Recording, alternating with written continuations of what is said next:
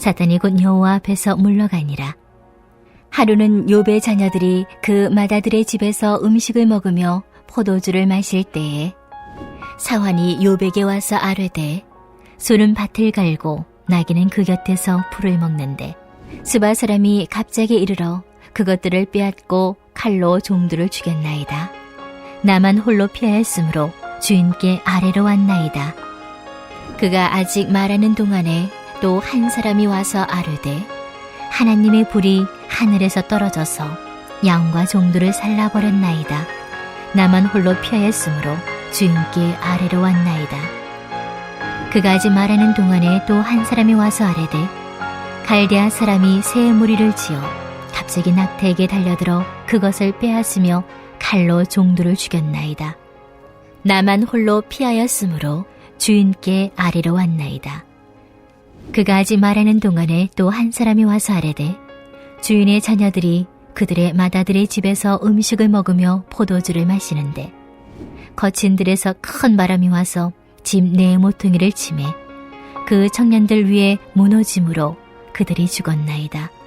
나만 홀로 피하였으므로 주인께 아래로 왔나이다 한지라. 욥이 일어나 겉옷을 찢고 머리털을 밀고 땅에 엎드려 예배하며 이르되 내가 모태에서 알몸으로 나왔사온즉 또한 알몸이 그리로 돌아가올지라.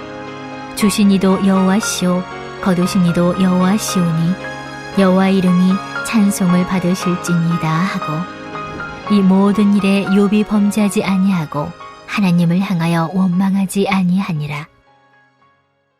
아멘. 이제 고난이 시작되었습니다. 하나님을 반대하는 존재인 이 사단이 하나님께 도전합니다. 아쉽게도 욥은 이 상황을 모르고 있습니다. 알기만 한다면야 당연히 버티기 쉽죠. 그런데 욥은 왜 이런 고난이 생기는지 알지 못합니다. 그저 속절없이 당해하는 입장이었습니다. 욥은 가진 것이 많았습니다. 이 사람은 동방 사람 중 가장 훌륭한 자라. 이 위대한 사람이라는 뜻도 있겠지만 이 거부, 이 최고의 부자라는 뜻을 가지고 있었습니다. 가진 것이 많다는 것은 반대로 이 시험할 거리도 많다는 것입니다. 이 사단은 이 점을 공략합니다. 먼저 소유물을 공격합니다. 오늘의 본문인데요. 이 당시에는 자녀들도 소유물로 보았기 때문에 욥은 안타깝게도 이 자녀를 잃게 됩니다. 이 다시 회복할 수 있는 재물과 달리 자녀를 잃은 것은 그에게 큰 타격을 주었을 것입니다. 오늘 본문을 읽다 보면 이 반복되는 구절이 있습니다. 그가 말하는 동안에 나쁜 일이 생기고 그 일을 듣는 동안에 또 다른 일이 생기고 이 상황은 그저 이 엎친 데 덮친 수준이 아닙니다. 그가 가진 모든 것, 이 자녀를 포함해서요. 이 모든 것을 거의 동시에 잃어버리게 됩니다. 이 이어지는 욥의 행동은 이 욥이 얼마나 처절하게 슬퍼했는지 이야기합니다. 이 20절에 보면요.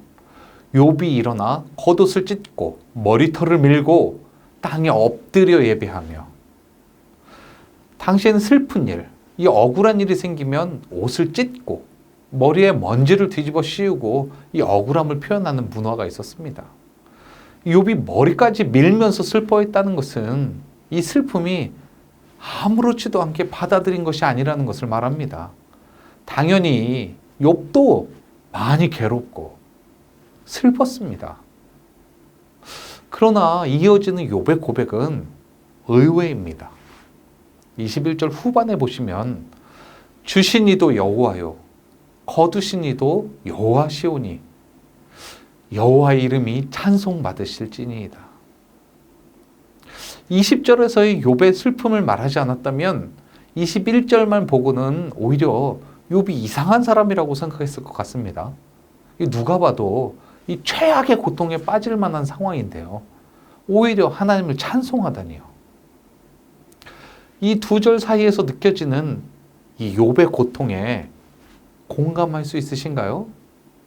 욥은 자신의 괴로움을 표현하면서 이 땅에 엎드려 예배합니다. 이것은 욥이 그동안 훈련으로 싸우지 않았다면 불가능한 행동입니다. 욥은 이 5절처럼요. 1장 혹시라도 내 아들들이 죄를 지을까 봐 이 명수대로 이 번제를 드리던 사람이었습니다. 매사의 삶 속에 이 주의 깊게 믿음을 지킨 사람이었습니다. 그러니 이렇게 급박한 상황이 몰려왔는데도 기꺼이 이 시선을 주님께 올려드릴 수가 있는 것입니다. 22절에 보시면 이 모든 일에 욥이 범죄하지 아니하고 하나님을 향하여 원망하지 아니하니라. 여기서 원망은 우리가 이해하고 있는 이 한국말로 이 원망하고는 약간의 의미가 차이가 있습니다. 사실 이 부분 때문에 우리가 신앙생활하면서 오해하고 있는 것들이 있는데요. 여기서의 원망은 조금 더 과격합니다. 그리고 공격적이죠. 이 앞부분에 대해 설명하고 있는 이 범죄하지 아니하고가 이 원망을 설명하고 있습니다.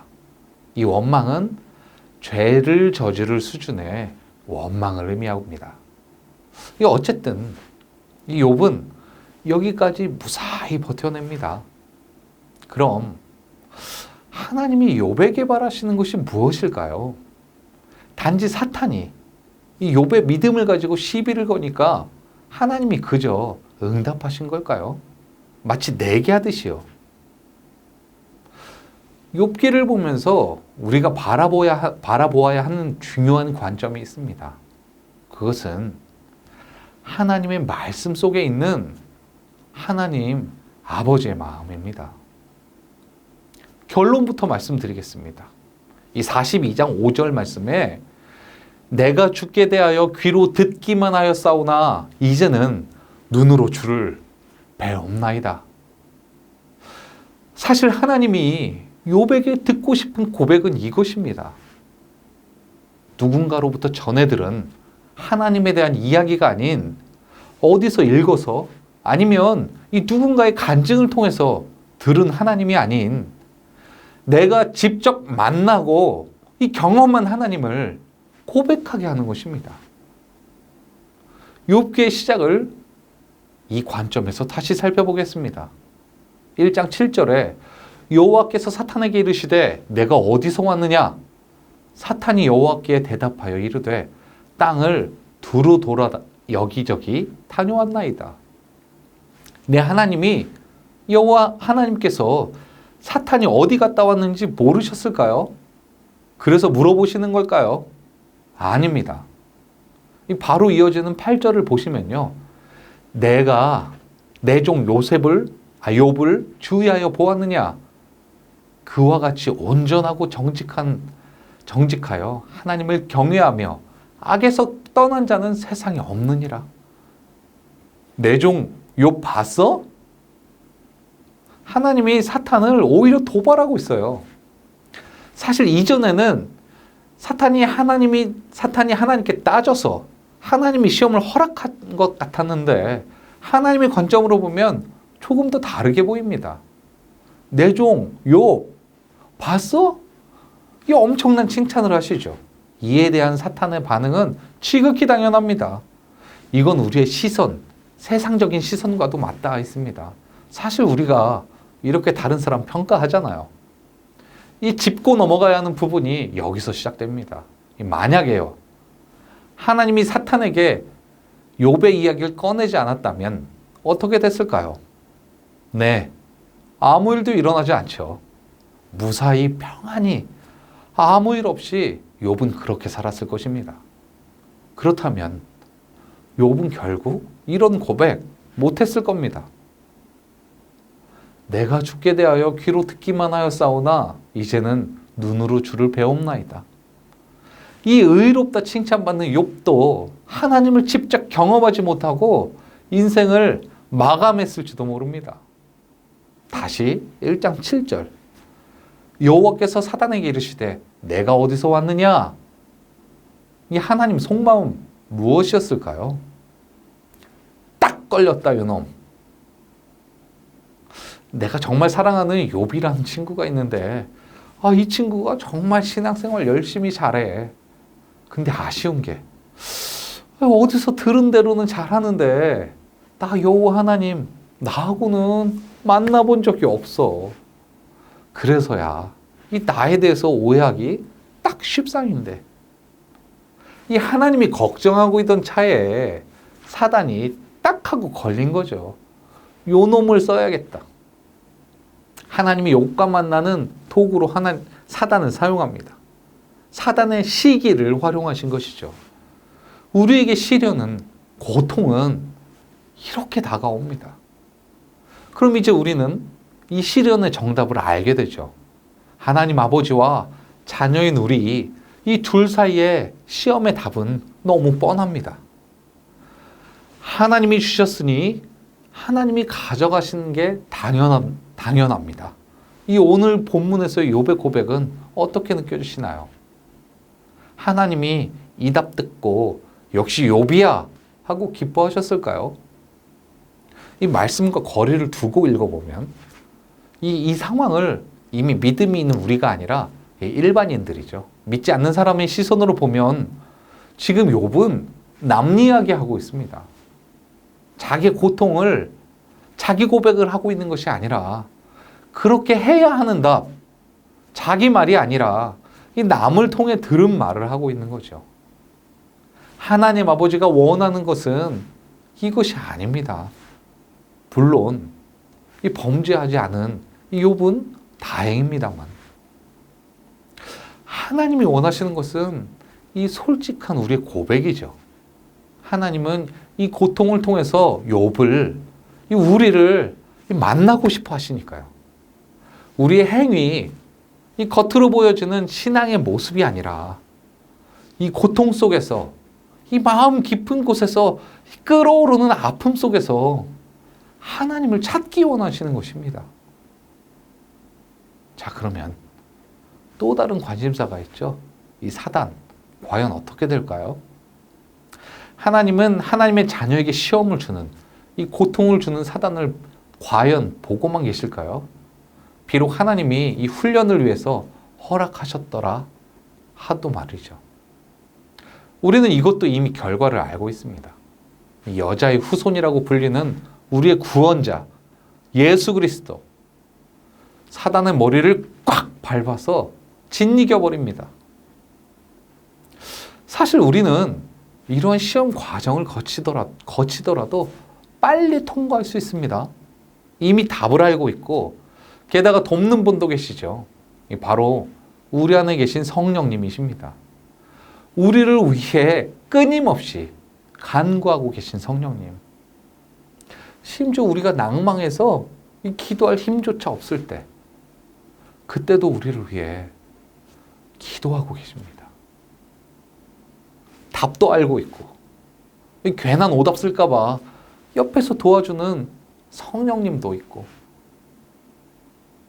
사랑하는 전주 안디옥교회 성도 여러분, 여러분은 어떤 시험 중에 계시나요? 그리고 무엇이 걱정되시나요? 다 알면서 이제 그만 힘들어하시고 힘차게 일어나서 우리의 믿음의 답을 쓸 차례입니다.